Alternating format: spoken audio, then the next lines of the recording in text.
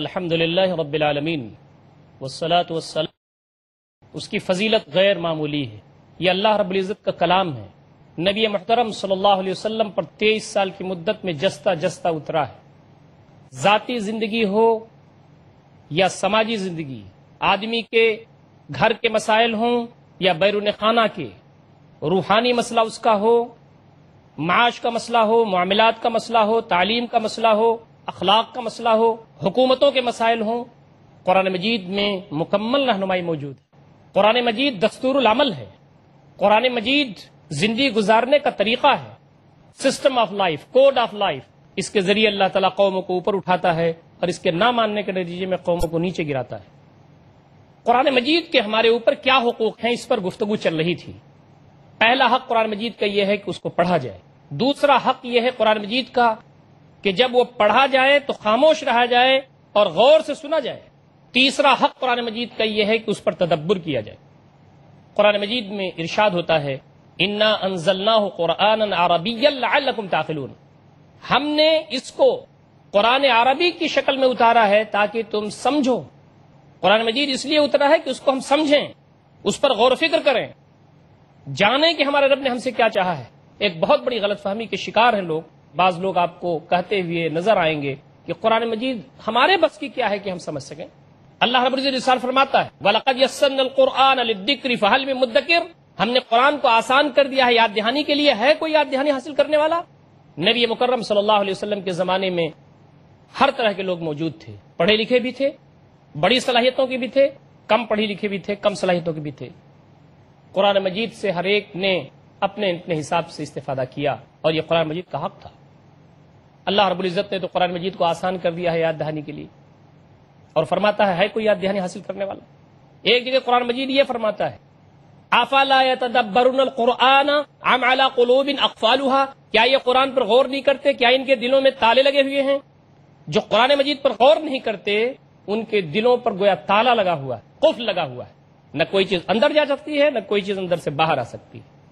سوچنے سمجھنے کی صلاحیت ختم ہو چکی ہے۔ بنی اسرائیل کا جو واقعہ ہے، اہل کتاب کی جو بات میں آپ کے سامنے اس سے پہلے عرض کر رہا تھا، ان کی بڑی خامی یہ تھی کہ وہ چاہتے تھے کہ بھلائیاں عام ہوں لیکن خود بھلائیوں پر عمل نہیں کرتے تھے۔ قرآن مجید نے اشارہ کر کے کہا ہے کہ یہ جو تمہاری روش ہے یہ کیوں ایسا ہے؟ تم کتاب پڑھتے ہو، کیا تم سمجھتے نہیں ہو؟ اتامرون الناس بالبر وتنسون انفسکم وانتم تتلون الکتاب افلا تعقلون، کیا تم لوگوں کو بھلائی کا حکم دیتے ہو اور اپنے آپ کو بھول جاتے ہو؟ جب آدمی بھلائی کا حکم کسی کو دے رہا ہو تو سب سے پہلی ذمہ داری اس کی بنتی ہے کہ سب سے پہلے کرے، پھر اس کے بعد لوگوں کو کہے۔ اور آگے کہا گیا وَأَنْتُمْ تَتْلُونَ الْكِتَابَ، تم کتاب کی تلاوت کرتے ہو، توریت پڑھتے ہو، انجیل پڑھتے ہو، افلا تعقلون، کیا تم سمجھتے نہیں ہو؟ یہی حال ہمارے اوپر بھی صادق آ رہا ہے۔ ہم میں سے بہت سارے لوگ ہیں جو کتاب پڑھتے ہیں لیکن سمجھتے نہیں۔ قرآن مجید اس لیے آیا ہے کہ اس کو سمجھا جائے، جانا جائے کہ ہمارے رب نے کیا کہا ہے، ہم سے کیا مطالبہ ہے، ہماری کیا ذمہ داری ہے، ہمیں کیا کرنا چاہیے۔ یہ اس وقت تک کیسے ہو سکتا ہے جب تک کہ قرآن مجید کو ہم سمجھے نہیں۔ زیادہ مناسب بات تو یہ ہے کہ عربی زبان ہم سیکھیں اور پڑھیں اور سمجھیں۔ اگر نہیں ہو سکتا تو کم از کم ترجموں کے ذریعے اس کو ہم کو سمجھنا چاہیے۔ اردو جانتے ہیں تو اردو ترجمہ سمجھیں، ہندی جانتے ہیں تو ہندی کے ذریعے سمجھیں، انگلش جانتے ہیں تو انگلش کے ذریعے سمجھیں، علاقائی زبانیں جانتے ہیں تو علاقائی زبانوں میں سمجھیں۔ یہ جاننے کی کوشش کریں کہ ہمارے رب نے ہمارے لیے کیا کہا ہے۔ اور یہ وعد جو میں آپ کے اس سے پہلے بھی کوٹ کر چکا ہوں کہ یہ قرآن مجید اگر ہم پہاڑ پر نازل کر دیتے تو تم دیکھتے کہ اللہ کے خوف، اس کی خشیت سے پہاڑ ریزہ ریزہ ہو گیا ہے۔ بغیر سمجھے، بغیر بوجھے، بغیر اس بات کا احساس کیے کہ یہ قرآن مجید کیا ہے، پہاڑ ریزہ ریزہ ہو جاتا۔ لو انزلنا هذا القرآن على جبل لرأيته خاشعا متصدعا من خشية الله وتلك الامثال نضربها للناس لعلهم يتفكرون، اگر ہم نے اس قرآن کو پہاڑ پر نازل کر دیا ہوتا تو دیکھتے کہ وہ اللہ تعالیٰ کے خوف سے پہاڑ ریزہ ریزہ ہو گیا ہے۔ ہم یہ مثالیں اس لیے بیان کرتے ہیں تاکہ غور فکر لوگ کریں۔ لوگوں کے لیے ہم یہ مثالیں اس لیے بیان کرتے ہیں لعلہم یتفکرون، تاکہ وہ تفکر کریں۔ دیکھیے قرآن نے تدبر کا لفظ استعمال کیا، تفکر کا لفظ استعمال کیا، عقل کا لفظ استعمال کیا۔ یہ سارے الفاظ جو استعمال کیے ہیں قرآن مجید نے، اس سے مراد یہ ہے کہ آدمی اپنی عقل کو، اپنے دماغ کو متوجہ کرے قرآن مجید کی طرف۔ یہ اس کا حق۔ محترم ناظرین کرام، قرآن مجید کا یہ جو حق ہمارے اوپر ہے اس کے ادا کرنے کے لیے ہم کو فکر مند رہنا چاہیے. غور و فکر اگر ہم نہیں کرتے، دنیا کی بہت ساری چیزیں ہیں جس پر ہم غور و فکر کرتے ہیں، غور و فکر نہیں کرتے اگر ہم تو قرآن مجید پر غور و فکر نہیں کرتے. قرآن مجید ایک سمندر ہے، آدمی جتنی ہی زیادہ اس کے اندر ڈبکی لگائے گا اتنے ہی اس کو لال و گہر ملیں گے، اور اس کے لال و گہر قیامت تک ختم نہیں ہو سکتے. خوش قسمت ہیں وہ لوگ جو قرآن مجید کو سمجھتے ہیں، قرآن مجید پر غور کرتے ہیں، ان کے پاس وقت ہے، ان کے 24 گھنٹہ کی زندگی میں وقت نکلتا ہے کہ قرآن مجید کی آیات پر، اس کے محاسن پر، اس کی باریکیوں پر غور کریں. جب تک آدمی غور نہیں کرے گا آدمی شریعت کی روح تک نہیں جا سکتا. جب تک آدمی غور نہیں کرے گا آدمی شریعت کی چیزوں کو سمجھ نہیں سکتا. اور ہماری ذمہ داری یہ بنتی ہے کہ ہم قرآن مجید پر غور کریں. قرآن مجید کا چوتھا حق یہ ہے کہ قرآن مجید پر عمل کیا جائے. یہ صرف پڑھنے کی کتاب نہیں ہے، یہ صرف احترام کی کتاب نہیں ہے کہ جب وہ پڑھا جائے تو ہم بہت ہی غور سے سنیں اس کو، خاموش رہیں. یہ صرف وہ کتاب نہیں ہے جس پر صرف غور کیا جائے اور منہ شگافیاں کی جائیں، بلکہ قرآن مجید کا چوتھا حق یہ ہے ہمارے اوپر کہ قرآن مجید پر عمل کیا جائے. قرآن مجید عمل کرنے کے لیے اترا ہے. قالت الاعراب آمنا قل لم تؤمنوا ولكن قولوا اسلمنا ولما يدخل الايمان في قلوبكم. اعراب جو مدینہ کے باہر تھے، اعراب بدو دیہاتی، یہ کہتے تھے کہ ہم ایمان لے آئے، لیکن ان کے اعمال ٹھیک نہیں تھے، ان کی زندگیوں میں تبدیلی نہیں تھی.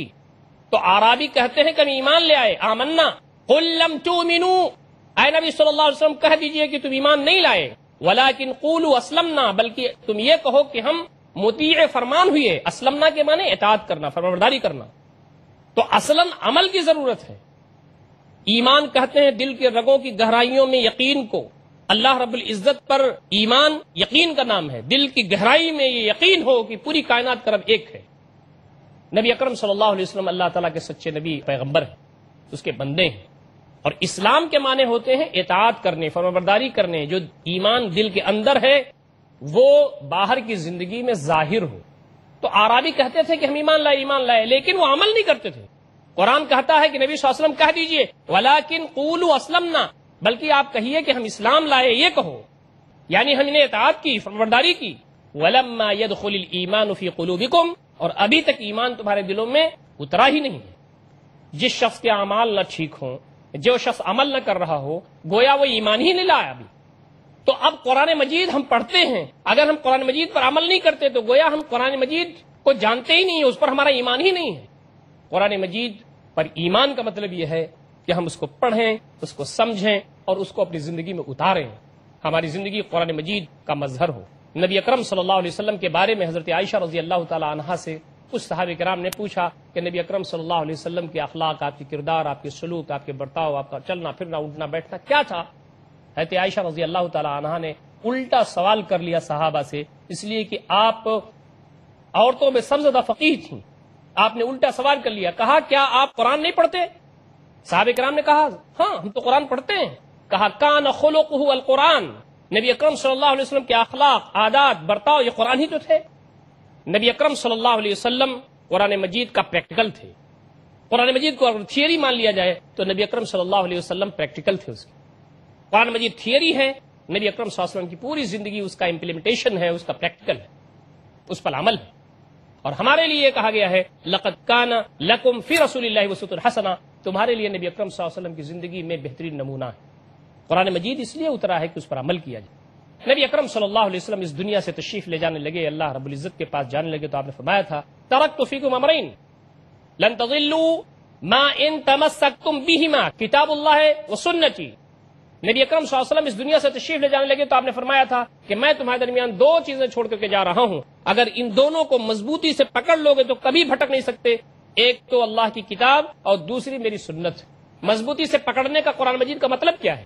کیا ہم اس کو جزدان سمیت اس کو اپنے سینے سے لگائے رہیں؟ یہ مضبوطی سے پکڑنے کا مطلب ہے؟ مضبوطی سے پکڑنے کا مطلب یہ ہے کہ اس کے ایک ایک عمل، اس کے ایک ایک حکم پر عمل کیا جائے. مضبوطی سے پکڑنے کا مطلب یہ ہے کہ اس کے ایک ایک حکم پر مضبوطی کے ساتھ عمل کیا جائے. جو چیزیں قرآن مجید میں بتائی گئی ہیں کرنے کے لیے اسے کیا جائے، جن چیزوں سے کہا گیا ہے رکنے کے لیے اس سے رکا جائے. یہ ہے قرآن مجید پر عمل. قرآن مجید کے حقوق پر گفتگو چل رہی تھی. قرآن مجید کا ایک بہت بڑا حق ہمارے اوپر یہ ہے کہ قرآن مجید پر ہم عمل کریں. سورہ عصر کی تلاوت ہم کرتے ہیں، قرآن مجید میں موجود ہے، والعصر ان الانسان لفی خسر الا الذین آمنوا وعملوا الصالحات وتواصوا بالحق وتواصوا بالصبر۔ حضرت شافعی رحمۃ اللہ علیہ فرماتے ہیں کہ قرآن مجید میں اگر صرف یہی سورہ اتری ہوتی تو ساری انسانیت کی ہدایت کے لیے کافی ہوتی۔ اتنی عظیم الشان سورہ ہے یہ۔ اس میں یہ کہا گیا ہے، زمانہ شاہد ہے، یہ سارے انسان گھاٹے میں ہیں، گھاٹے سے نجات پانے والے اگر ہیں تو وہ جو ایمان لائے اور جنہوں نے نیک اعمال کی۔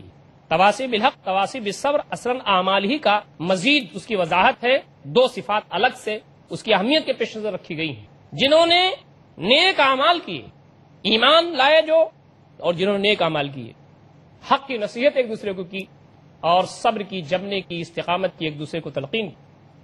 ہماری زندگیاں بے نور ہیں اگر ہماری زندگیوں میں عمل نہ ہو۔ قرآن مجید صرف پڑھا جا رہا ہو، اس کی تلاوت ہو رہی ہو، قرآن مجید تجوید کے ساتھ پڑھا جا رہا ہو، قرآن مجید کی تجوید اور قرأت پر مقابلے ہو رہے ہوں، یہ سب اہم ہیں، اس میں سے کسی کی اہمیت کم نہیں ہے، لیکن معاملہ اگر یہیں تک رک جاتا ہو تو یہ ستم ظریفی ہے، یہ بدنصیبی ہے۔ قرآن مجید اس لیے اترا ہے کہ عمل کیا جائے، اس پر زندگیوں میں نافذ کیا جائے۔ ان زیاد بن لبید رضی اللہ تعالی عنہ قال ذکر النبی صلی اللہ علیہ وسلم شیئا فقال ذلك عند اوانی ذهاب العلم قلت یا رسول اللہ وكيف يذهب العلم ونحن نقرأ القرآن ونقرئه ابناءنا ويقرأ ابناؤنا ابناءهم۔ یہ ابن ماجہ کی حدیث ہے۔ زیاد بن لبید رضی اللہ تعالیٰ عنہ کہتے ہیں کہ نبی اکرم صلی اللہ علیہ وسلم نے کسی چیز کا تذکرہ کیا، بہت ساری چیزیں نبی اکرم صلی اللہ علیہ وسلم کے بارگاہ میں اس کا تذکرہ ہوتا تھا، آپ نے صلی اللہ علیہ وسلم نے کسی چیز کا تذکرہ کیا، اس کے بعد آپ نے فرمایا یہ اس وقت ہوگا جب علم چلا جائے گا دنیا سے، حالات بہت ہی زیادہ ناگفتہ بے ہو جائیں گے، علم چلا جائے گا۔ قلت یا رسول اللہ، حضرت زیاد کہتے ہیں میں نے کہا اللہ کے رسول وکیف یذهب العلم، علم جائے گا کیسے؟ ونحن نقرأ القرآن، ہم قرآن پڑھتے ہیں، ونقرئه ابناءنا، ہم اپنے بیٹوں کو بھی، اپنے بچوں کو بھی قرآن پڑھائیں گے، وَيَقْرَأُ أَبْنَاؤُنَا أَبْنَاءَهُمْ، اور ہمارے جو بچے ہوں گے وہ اپنے بچوں کو پڑھائیں گے، یہ سلسلہ جاری رہے گا۔ علم کیسے جائے گا، کیسے ختم ہوگا؟ قرآن مجید ہم پڑھ رہے ہیں، اپنے بچوں کو پڑھائیں گے، ہمارے بچے اپنے بچوں کو پڑھائیں گے، یہ سلسلہ جاری رہے گا۔ فقال النبی صلی اللہ علیہ وسلم، نبی اکرم صلی اللہ علیہ وسلم فرمایا ثقلتک امک یا زیاد، تمہارا بھلا ہو زیاد، ان کنت لأراک من افقہ رجل بالمدینہ، میں تو آپ کو مدینہ میں سب سے زیادہ سمجھدار آدمی میں جانتا تھا۔ آپ نے آگے جو بات فرمائی وہ سننے کے لائق ہے، ساری باتیں آپ کی سننے کے لائق ہیں، توجہ دیجئے اس پر۔ اولیس هذه اليهود والنصارى يقرؤون التوراة والانجیل، زیاد کیا یہ یہود اور یہ نصارہ، یہ یہودی اور عیسائی کیا توریت اور انجیل نہیں پڑھتے ہیں؟ پڑھتے ہیں۔ لا يعملون بشيء مما فيها، لیکن جو کچھ بھی اس کے اندر موجود ہے ان میں سے کسی چیز پر عمل نہیں کرتے۔ نبی اکرم صلی اللہ علیہ وسلم نے فرمایا کہ علم چلا جائے گا، قرآن کا علم رخصت ہو جائے گا ہمارے درمیان سے۔ زیاد جو صحابی تھے ان کو سمجھ میں نہیں آیا، انہوں نے کہا اللہ کے رسول کیسے یہ ہوگا؟ کہا ایک وقت آئے گا لوگ صرف قرآن مجید پڑھیں گے، جو کچھ اس میں ہے اس کو نہ تو سمجھیں گے نہ اس کو اپنی زندگی میں لیں گے۔ ہمارا حال کہاں ہے؟ قرآن مجید ہمارے گھروں میں موجود ہے۔ ہماری بہن جب کہیں رخصت ہو کر کے اپنے سسرال جاتی ہے تو قرآن مجید اس کو زاد راہ طور پر دیا جاتا ہے، جہیز میں ایک قرآن مجید بھی تبرک کے طور پر، پورا جہیز نامناسب، لیکن جب اس میں قرآن مجید دے دیا تو وہ بابرکت ہوگا۔ یہ ہم سوچتے ہیں ایسا، یہ ساری خرافات کی جو چیزیں ہیں یہ سب ہم نے اپنا رکھی ہیں، لیکن قرآن مجید اب بھی ہماری روایت ہے کہ بچی کے حوالے کرتے ہیں، بچی کے ساتھ دیتے ہیں، پتہ نہیں موقع ملتا بھی ہے اس کو کھولنے کا۔ بخاری مسلم کی ایک اور حدیث ہے جس کا تذکرہ میں اس وقت آپ کے سامنے کرنا ضروری سمجھتا ہوں۔ ان ابی سعید الخدری رضی اللہ تعالی عنہ قال سمعت النبی صلی اللہ علیہ وسلم یقول یخرج فی هذه الامه ولم يقل منها قوم تحقرون صلاتكم مع صلاتهم يقرؤون القرآن لا يجاوز حلوقهم او حناجرهم يمرقون من الدين مروق السهم من الرمية فينظر الرامي الى سهمه الى نصله الى رصافه فيتمارى في الفرقة هل علق من الدم شيء، رواه البخاری ورواه مسلم۔ ابو سعید الخدری رضی اللہ تعالیٰ عنہ سے روایت ہے، وہ کہتے ہیں میں نے نبی صلی اللہ علیہ وسلم سے سنا کہ اس امت میں سے کچھ لوگ نکلیں گے۔ نبی اکرم صلی اللہ علیہ وسلم نے قوم کہا یا نہیں کہا، راوی کہتے ہیں کہ مجھے اس پر شک ہے۔ بعض روایتوں میں یہ ہے کہ نبی صلی اللہ علیہ وسلم نے قوم نہیں کہا، نکلے گا کوئی ایک، کچھ لوگ نکلیں گے، بہرحال اس امت میں سے ایسے لوگ پیدا ہوں گے۔ نبی اکرم صلی اللہ علیہ وسلم نے فرمایا تحقرون صلاتکم مع صلاتہم، تم اپنی نماز کو ان کی نماز کے ساتھ جب پڑھو گے، ان کے ساتھ نماز پڑھو گے تو حقیر سمجھو میری نماز کیا۔ بخاری شریف کی روایت ہے، یہ اتھینٹک روایت۔ نبی صلی اللہ علیہ وسلم فرماتے ہیں کہ کچھ میری امت میں سے ایسے لوگ ہوں گے کہ جب تم نماز پڑھو گے ان کے ساتھ تو تمہیں شرم آئے گی کہ تمہاری نماز کیسی ہے، ان کی نماز کیا پوچھنا۔ تحقرون صلاتکم مع صلاتہم، اپنی نماز کو تم حقیر سمجھو گے ان کی نماز کے ساتھ۔ آگے کیا فرمایا نبی اکرم صلی اللہ علیہ وسلم، یقرؤون القرآن، وہ قرآن پڑھیں گے لیکن لا یجاوز حلوقہم او حناجرہم، لیکن قرآن مجید ان کی حلق سے نیچے نہیں جائے گا، اور نہ ان کے یہ جو گردن ہے، گردن کا وہ حصہ جہاں سے آدمی غذا نیچے لے جاتا ہے، حلق، حلوق اور حناجر ایک ہی مفہوم میں استعمال ہوتا ہے، اس سے نیچے نہیں جائے گا قرآن مجید۔ قرآن مجید کی تلاوت کریں گے وہ، لیکن قرآن مجید ان کے گلے کے نیچے نہیں جائے گا۔ یمرقون من الدین مروق السہم من الرمیہ، وہ دین سے ایسے ہی ان کا تعلق ہوگا جیسے تیر اور کمان سے تعلق ہوتا ہے، بس کھینچا کہ تیر نکل گیا۔ فینظر الرامی الی سہمہ الی نصلہ الی رصافہ، تیر آدمی مارے، نشانہ لگا ہوا ہے، تیزی سے تیر چلائے اور تیر اس میں سے نکل کر کے باہر چلا جائے۔ ایسے ہی دین کے سلسلے میں رویہ اپنائیں گے، دین میں تو داخل ہوں گے، دین میں تو رہیں گے، لیکن دین سے ایسے باہر ہو جائیں گے کہ جیسے دین ان پر چھو کر کے نہیں گیا۔ نبی اکرم صلی اللہ علیہ وسلم نے جو مثال بتائی ہے وہ غیر معمولی ہے۔ آپ فرماتے ہیں یمرقون من الدین مروق السہم من الرمیہ، وہ دین سے ایسے نکل جائیں گے جیسے تیر نشانے سے ہو کر کے نکل جاتا ہے۔ فینظر الرامی، تو تیر چلانے والا کیا کرتا ہے، دیکھتا ہے الی سہمہ، اپنے لکڑی کی طرف، الی نصلہ، اس کا جو حل ہے اس کی طرف، الی رصافہ، وہ جو پر لگے ہوئے ہیں تیر اس کے طرف، فیتمارا فی الفرقہ، تو وہ پچھلا حصہ جو ہے اس کی طرف بھی دیکھتا ہے، حل علق من الدم شیء، کہ اس تیر میں کہیں کوئی خون لگا کہ نہیں۔ تیر چلایا تیر چلانے والے نے، پرندے پر یا نشانے پر تیر لگا اور نکل کے گزر گیا، لیکن اس تیر پر کوئی خون کا نشان موجود نہیں ہے، کچھ نہیں نظر آتا ہے کہ یہ نشانے سے پار ہو گیا، محسوس ہی نہیں ہوتا۔ اب پریشان ہے تیر انداز۔ نبی اکرم صلی اللہ علیہ وسلم فرماتے ہیں کچھ لوگ ایسے پیدا ہوں گے، وہ دین سے ایسے ہی نکل جائیں گے، دین کے اندر رہیں گے، باتیں کریں گے، نماز پڑھیں گے، قرآن پڑھیں گے، لیکن اس سے ایسا نکل جائیں گے کہ ان کو دین کی کوئی چیز ان کے اوپر نہیں لگی ہوئی ہوگی۔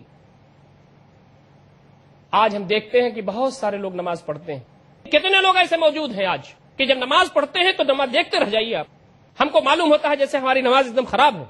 نبی اکرم صلی اللہ علیہ وسلم یہی فرماتے ہیں کہ تم اپنی نماز کو ان کی نماز کے ساتھ جب ملا کے دیکھو گے تو تمہیں شرم آئے گی، حقیر سمجھو گے اپنی نماز کو، اور وہ قرآن پڑھیں گے لیکن قرآن ان کے حلق کے نیچے سے نہیں جائے گا، اور وہ دین کے اندر رہتے ہوئے بھی دین سے ایسے نکل جائیں گے کہ دین کی کوئی بھی علامت اور دین کی کوئی بھی اچھائی ان کی زندگی میں نہیں ہوگی۔ جیسے تیر انداز اپنا تیر چلاتا ہے تو وہ شکار کے اندر سے نکل جاتا ہے، اب شکاری پریشان کہ جناب اس میں تو کہیں خون نظر نہیں آ رہا، یہ کیسے ہو گیا؟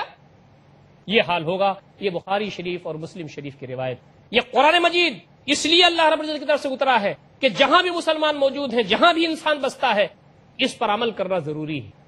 یہ انسانوں کے لیے اترا ہے، مسلمانوں کے لیے اترا ہے، جو اس کو مانتے ہیں اسے اپنی زندگی میں نافذ کرنا ہے، کسی قسم کی کوئی چھوٹ نہیں ہے۔ مر رہا ہو الگ بات، زندگی خطرے میں پڑی ہوئی ہو الگ بات، لیکن آرام کے ساتھ اس سے فائدہ اٹھانا اور تعویلات کرنا، اس کا مطلب یہ ہے کہ ہم اس دین پر ایمان ہی نہیں لائے، اس قرآن پر ایمان ہی نہیں لائے جو ہم کو کنٹرول کرتا ہے، جو ہم کو زندگی میں وہ راستہ بتاتا ہے جس پر چل کر کے ہم اللہ تعالیٰ کی جنت حاصل کر سکتے ہیں۔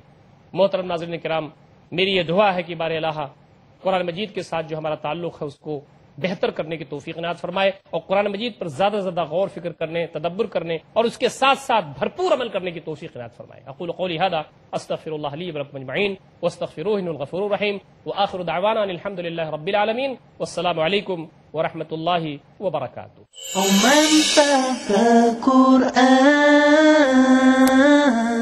It is Ramadan.